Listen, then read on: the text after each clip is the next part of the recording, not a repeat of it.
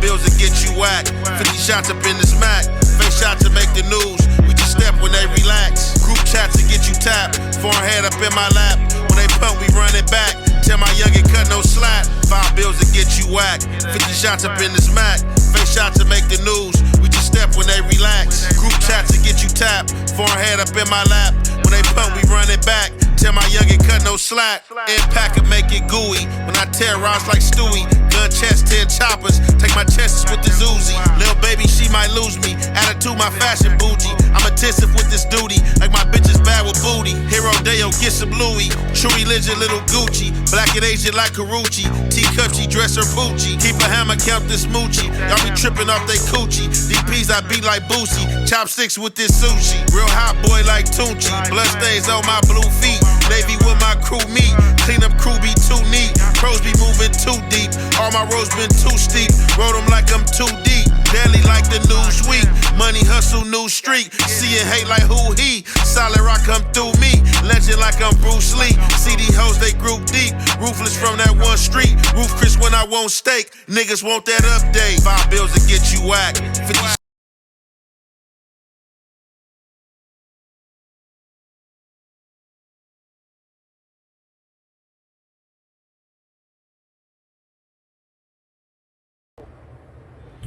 What's the good old deal? It's your boy Young and Hefe.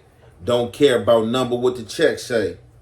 Make sure you go ahead, like and subscribe, because it don't cost you nothing to press that button. And if you ring that notification bell, I'm going to bring you mail. What's the good old big deal with the good old people?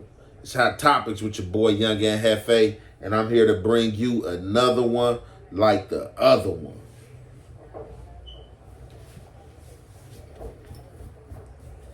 Today's segment is pertaining to story times and a situation I almost had in Delano State prison, but I held steadfast and held my anger in check.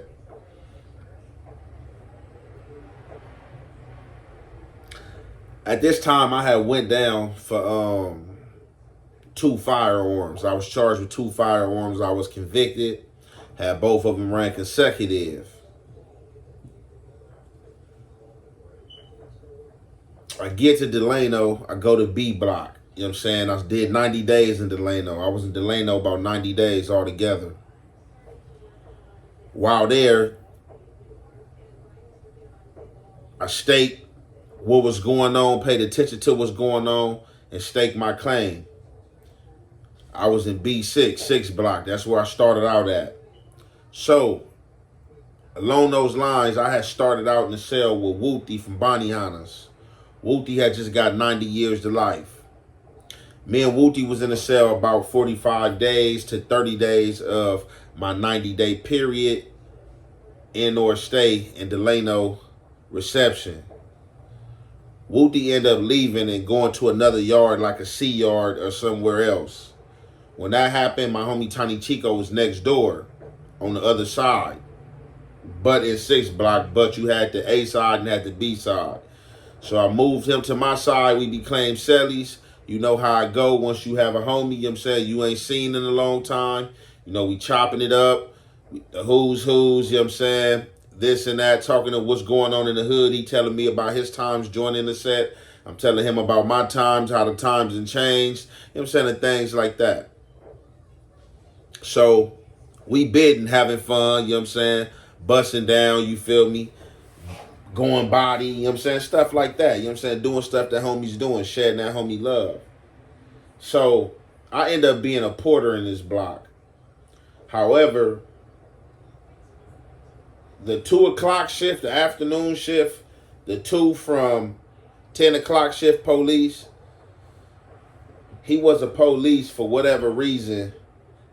I don't know if he had a dislike for me or what the situation was. Was he just stuck on stupid when it came out to just searching my cell and a few other cells and never changing his rotation? So I was a porter from the 6 o'clock to 2 o'clock shift. 10 o'clock came, 2 o'clock came, it was time for me to go down and the next shift to come out as porters. However, You had this one cop that was on the afternoon shift that for whatever reason liked searching my cell, going in my cell every time. Every time I look up, I'm in the shower, stripping down in or coming out the shower. He's coming in or out of my cell. So this had got irritating. Although, you know what I'm saying, I was captured in jail, don't mean that I had to succumb to disrespect. Because I'm already serving time out for these fictitious crimes that you place on us. However, this police stayed going in my cell, so I had it up to here with it. Had it up to here. And I told the homie Tiny Chico, like, if he go in our cell one more time, I'm tripping. I'm tripping. I'm going to pull down on him and get up on him and see what he talking about. So as it go, we come out, go to the shower, hop in the shower, start shower, on clue. Police go right down there to the cell, search the cell. I'm so irritated, I don't even take a full shower. I hop out the shower so quick, fake dry myself off, beads of water still running down me, throw my drawers on, throw my shorts on, grab my towels, throw my shoes on, slide down them stairs so fast and slide across the day room to the police office. I slide in this office. Hey, what's going on? Me and you got a problem? As I slide in the office, I didn't even give him a chance to look at me. He was already looking at the computer screen, typing, doing whatever it was he was doing. So when I slide in there and say what I say, he instantly jumped and looked back as if he seen Candyman or a possum or something. Peekaboo. He like, huh? I'm like, yeah, man.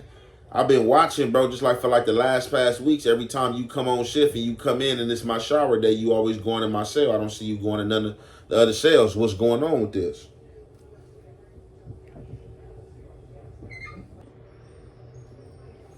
He looked back like, oh no, usually, try to give me some BS and blow some smoke, talking about that he's just going off the computer, and the computer might basically be basically said the computer might be not doing the rotation as how it's supposed to go. Like, you feel me, cycling the rotation. You feel me? So he was like, on that front, you know what I'm saying, it's the computer fault because the computer keep on spitting out my number or whatever the case may be. So, you know what I'm saying, I'm like, I just appreciate it, if you switch it up and you stop going to my cell or whatever the case may be. So we got that understood.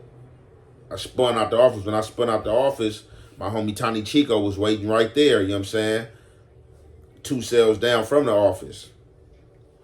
We slide on to the cell, go back in the cell, lock it up. We chop it up. I explained to the homie, you know what I'm saying, what I told him, although he had kind of heard, you know what I'm saying, what was going on and being said, because he was keeping oos, but not trying to be too obvious to spook the police and or be on camera as if he was standing guard, you know what I'm saying, if something had went wayward, like an attack or something like that. So we chilling, chopping it up. About an hour later, police come to my door and tell me to roll it up. So I asked, roll it up for what? Because I know that I am not going nowhere. You feel me? Like, it's late at night, you know what I'm saying? I'm not transpacting nowhere. Like, what's going on? You feel me?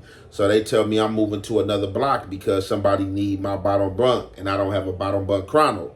But I do have a medical issue, which I have bullets in my leg, and my bottom bunk chrono have expired, and I hadn't got it renewed.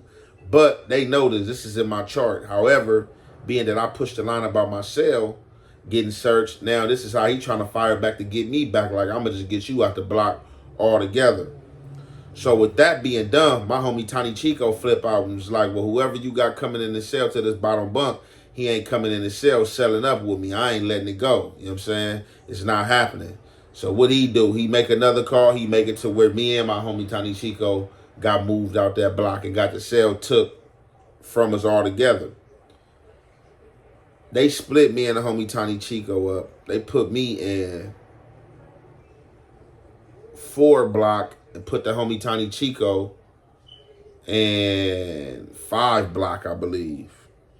However, I go in 4 block. This is EOP block. Everybody in this block is slow, drooling, acting crazy, doing crazy stuff. I don't like the stitch, the smell that's up in here going on, all type of stuff. So I go up in there. When I go in the unit, they put me in a cell. Luckily, they put me in a cell with somebody who was regular, but, you know what I'm saying, for whatever reason, the older homie was chilling over here in his unit out the way. I ran into the older homie, you know what I'm saying, Big Dog, you know what I'm saying, from Rolling 20 Crip, Harvey Cooper, the general. We chopped it up and stuff like that. I let him know, you know what I'm saying, that I wish I could stay, but, you know, I'm not feeling this unit. You know, I'm going to be out of here ASAP. But while we was in here, we enjoyed each other's company. We chopped it up.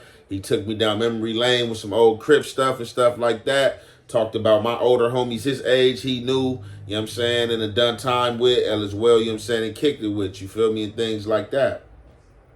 So that short time I was in that block, I left exactly the next morning. Somebody died in that block. So I came over there with my store and commissary and everything, peeking eyes out on the tier, seeing that I had store.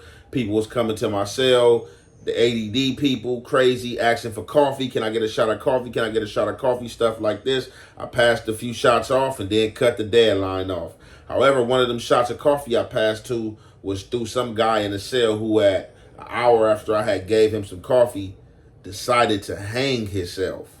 He was acting crazy up there all night in the cell, yelling, and saying all type of crazy stuff. And I knew right then and there, besides everything else that was going on, I wasn't about to stay in this block in or go for that. So I gave him a shot of coffee, hoping it would shut him up. You know what I'm saying? I guess he was looking out his door and seen through my net bag, my commissary, and seen my Folgers jar. Like I said, I gave him that shot of coffee. Within 20 to 30 minutes later, police was running up in there. He had hung himself and unalived himself to where they had to come and take him about that cell and take him to the morgue.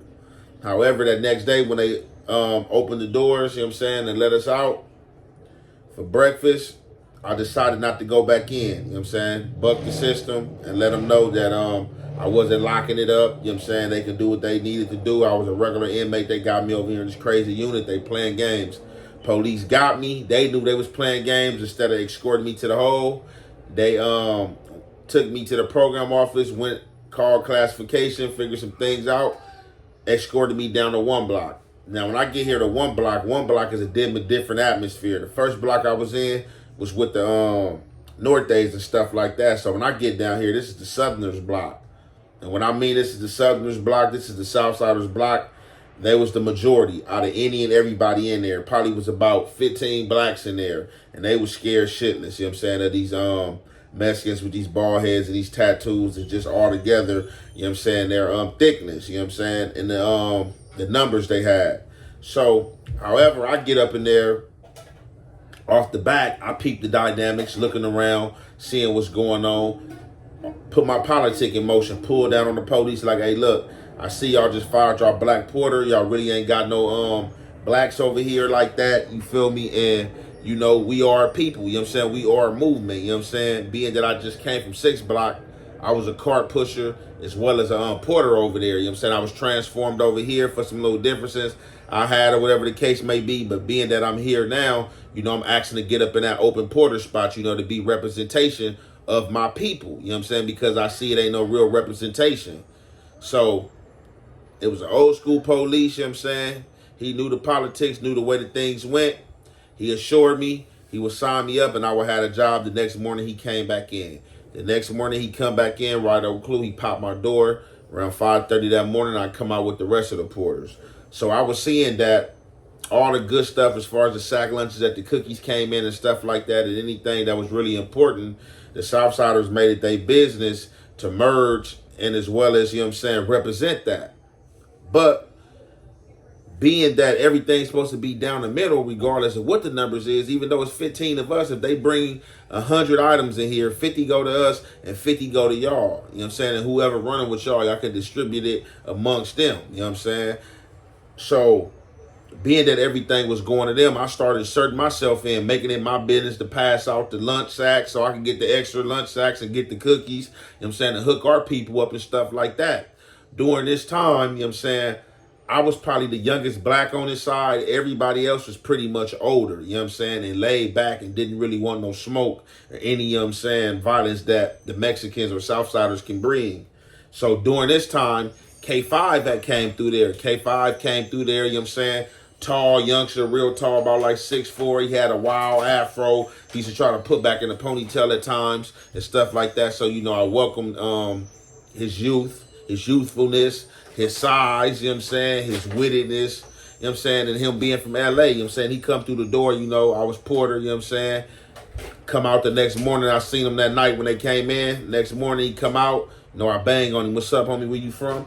K5, you know what I'm saying, Van Air's Gangsta Brims. Young and Dog, the Hog, 8 Trey Gangsters. You know what I'm saying? He was like, okay, for sure. We start chopping it up about people we knew, about LA, you know what I'm saying? Y'all know how that go, you know what I'm saying? People we know, you know what I'm saying? Women we in dealt with, you know what I'm saying? Homies being rotated with, other places we in being juvenile hard camp, and stuff like that. So, K5 was definitely wild and definitely with the business. During my time there and stay there with K5, I used to have to occasionally babysit K5 and end up go up to K5 cell. K5, you can't do this. K5, you can't do that. K5, man, you gonna start a riot. K5, you on BS and stuff like that. And that was my partner. He used to listen, and take heed and stuff like that. That was his first time around, his first rodeo. So, I used to bust down with K5 as well, try to get him strong. We be doing pull-ups, push-ups, dips and stuff like that. So one day, me and K5, we busting down. After we finished busting down, you know what I'm saying, we both take our showers. I was a porter, but, the police had allowed him to stay out based on me. I told the police, I was going to work out with him and stuff like that, They let me have it my way. We bust down, finish busting down. We shower, you know what I'm saying, go to our cells. Now, mind you, I come out about 5:30, 6 o'clock every morning. Come back in about 2 o'clock. You got the whole day to yourself if you my cellie, you know what I'm saying? I'm gone all day. You can do what you want to do. Free, be nasty in that thing, be asshole naked, you know what I'm saying? Whatever you want to do. Put the posters on the wall, however you want to swerve it, you know what I'm saying? You got you about an 8-hour time frame, you know what I'm saying? And if I do come in there within between that time, I'm going to knock on the door, you know what I'm saying? And let me grab something or pass me something. So, however, I come back in from working out, and that good old shower, got my muscles relaxing. Come up in there and lay back on the bed, start meditating. I don't know how much time elapsed or had passed by of me meditating or before I came in the cell, before I got to hearing the sound that was going. So I hear a sound that's going like this right off the back. I'm like, what the hell? I'm like, I know that sound, but maybe I'm dreaming. Or me meditating, I fell into a deep sleep and started daydreaming, and I'm just hearing something or thinking something, you know what I'm saying? So I open my eyes, and I kind of move. I think I kind of made a sound that kind of made him stop doing what he was doing, because I stopped hearing the sound. So when I stopped hearing the sound, I closed my eyes back, try to go back in the trance of meditating. About 2-3 minutes in, it starts back up. So this time I know I'm not tripping, man. That sound like the lotion and meat. I open my eyes. This time I carefully, moving silently and moving stealthily like a Black Panther. I got my knife right here on the side of my burner. Right here on the side of my bunk. When I came in the cell and hopped on the top of the bunk, I disarmed myself and put my knife on the side of my bunk. You know what I'm saying? Because I know it's shift change time, about to be count time somewhere around there. Ain't no police about to run down here on me. And on top of that, I'm a porter. So I turn to my side, go under my bunk, lift it silently as possible, grab my knife, and I look over the edge of the bed, and what do I see? My cellie got his eyes closed tight with his pants and drawers around his ankles, choking his chick at 90 miles per hour. Off the back, I couldn't even keep my mouth shut before I said, man, what the fuck is you?